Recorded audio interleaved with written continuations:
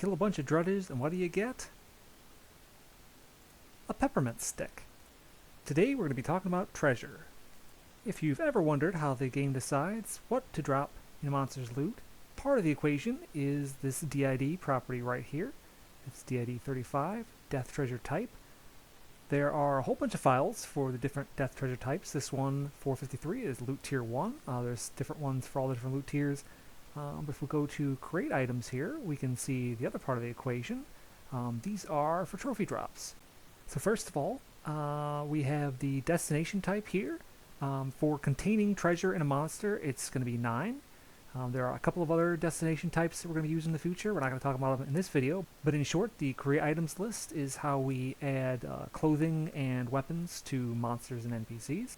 So if we take a look at this list, we have our Drudge Charm, we have our WCID here, stack size and palette we don't need to worry about for right now, those are for other things. We have a drop percent, which is 2% for Drudge Charm.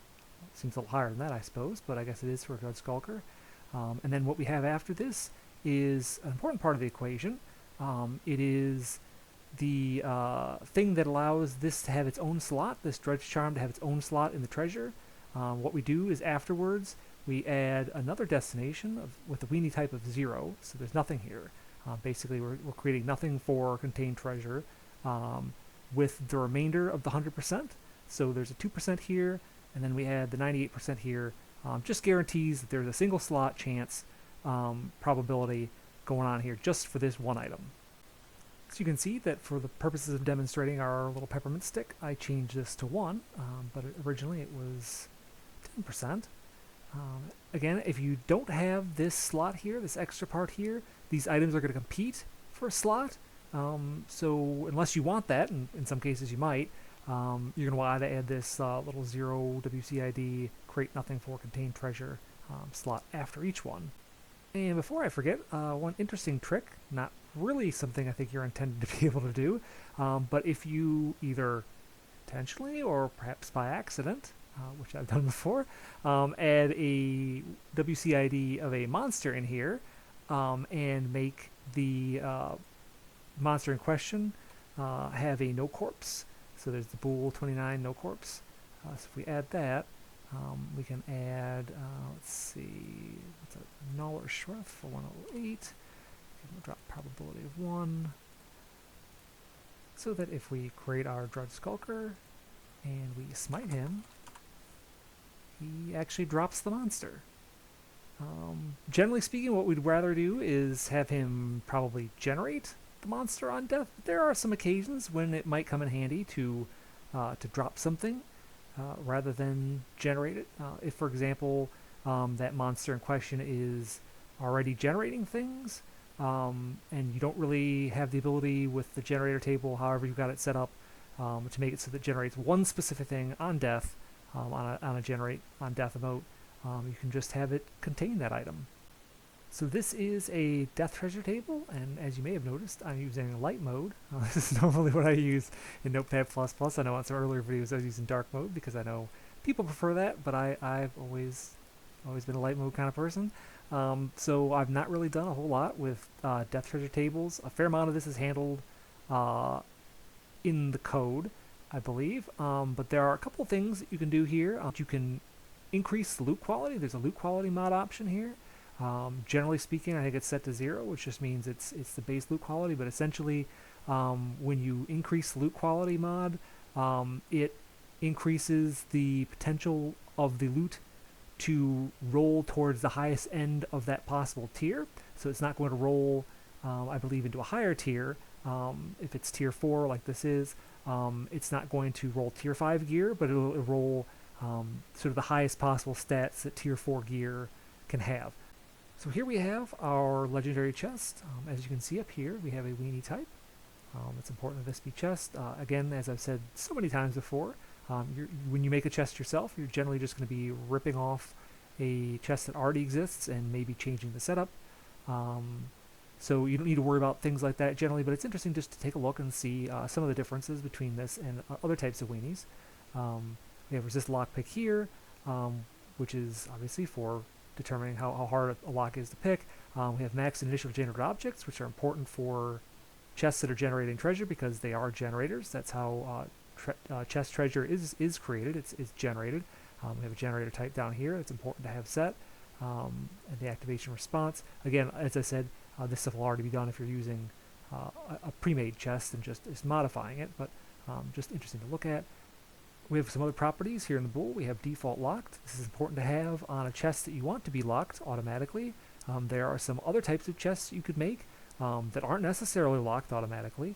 You could have chests that give you a quest flag using the string here. You could use quest string 33 and just have legendary chest, and we could make a corresponding quest to go with this legendary chest, and we would see that if we open the chest the first time, we would get stamped here, quest list, see legendary chest. If we open it again, try to open it, it gives us the must complete quest again in 1 minute 29 seconds, just like a rune chest. So basically we can leave this chest with a key on it, or we can remove the key business and make it so that it's just something we can do every time that quest period is over. But for now, let's go ahead and remove this quest string from our legendary chest. And while we're on this page, before we take a look at how the treasure is generated, we can see how a chest is unlocked. It's with this string property 12 right here, lock code. It's set to key chest ledge. If we go ahead and look at our key, we will see a key code, which is string property 13. Basically on your key you have a key code, and on your locked item, which is a chest or could be a door, you'll have your lock code, which is 12. And they have to match. That's just a string property, so they're just going to be the same words right here, and that'll do it. So I feel like we're jumping around just a little bit, but we can see here a couple of other things. We can set the max structure and structure to however many uses we want. So if we want this key to have more than one use, we would set this as 5 and 5. If we set this structure part down here as less than 5, basically it would be that many uses used already. So if we want the full key, it has to be the same matching numbers here. So here we are back at our legendary chest, and we're going to go ahead and take a look and see how the loot is generated. If we go here, at our generator table, we will see that it's just generating some loot. And there is the WCID for the chest itself, -1, which is the probability. It means just in this case it'll continually generate that slot as many times as you like, with all the other delay restrictions and such. So 2001 is the death treasure type. We saw an example of that earlier. Then if we have the 1 and 1 here, it doesn't mean this is the initial crate and the max crate. When it comes to death treasure, that doesn't mean it's only going to create one item. It means it's going to create one bunch of however many items are set in this death treasure type. So generally speaking, you're not going to need to worry about that. That's already going to be taken care of. If you're looking for generating legendary loot, you'll just go to a legendary chest and find this number and see what this looks like, and just copy and paste this if you want more of it.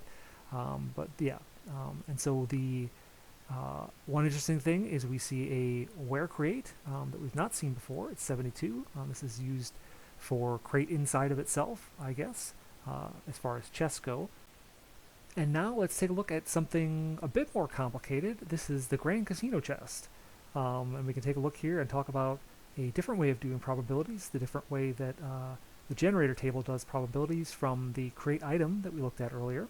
As you remember, in the crate item, they have to add up to 100%. If you'll remember, with our Dread Skulker, we have the probability 3% to drop this, and then a 97% to create nothing, so it adds up to the 100%. It's additive. But with generator tables, as far as probability goes, and this isn't just for treasure, this can be for monsters as well. If you want a probability to generate certain types of monsters or certain types of items not contained in a chest but outside in the world, you use the same style of probabilities. What we see here is, as I said, a bit different. So to figure out the probability of something in this list generating, this big long list all goes up to 1. This is all one slot that's going to pick from. And if we go to something maybe a bit easier than these really small numbers, if we have here, we have a 40% and a 45%. Basically, this slot right here, this one that says 45% probability, is actually going to be this number minus this number. So it's the difference between the slot you're looking at and the slot before it. So in this case, it's 5%. It means this slot right here, this says that probability 45 is actually a 5% chance to generate. So this is the gem of greater luminance. So to give you another example, this is at 0.7 probability, and this is at 45. And so what would this be? This would be 25%. So the generate mana forge key is about 25%. So that's why you get a whole lot of mana forge keys out of the Grand Casino chest. So as I believe I said, when we're working with probabilities here, it's going to select from the low number to the 1 and treat this as a single slot. So it'll generate one of these things. But it's important that it's important to note that the max initial generated objects still applies. So you see down here, there is the generate random treasure from loot tier 6. So it's going to generate a little bundle of treasure from loot tier 6 based on that death treasure type we saw earlier. And then it's going to generate one from tier 7, which is this 1001. And then it has 2 more slots. Because if we saw up here, it has the max of 4, initial of 4. So with those 2 more slots, it's going to select 2 of these things, which is why you can get 2 bags of foolproof in a Grand Casino chest sometimes. It's because it's actually generating 2 each of these probability sets. So some really interesting things you can do with a generator table as far as probability goes. We're just looking at treasure right now, but again, as I said before, you can do this with landscape generators. In fact, most of the world-generated monsters that you see, the open world-generated monsters, are on generators that use probabilities like this. This is one example. This is the High North Mountains Banderling generator. In most cases, these just have one single object, so you have your master generator that's going to generate one from this big old long list of any number of different things, including plants and other generators that generate monster camps and individual monsters and so on. And before I forget, one last thing I wanted to talk about was this bull property here. This is bull property 86, chest for gen on close. This is what allows a chest to relock and generate again automatically once the chest is closed.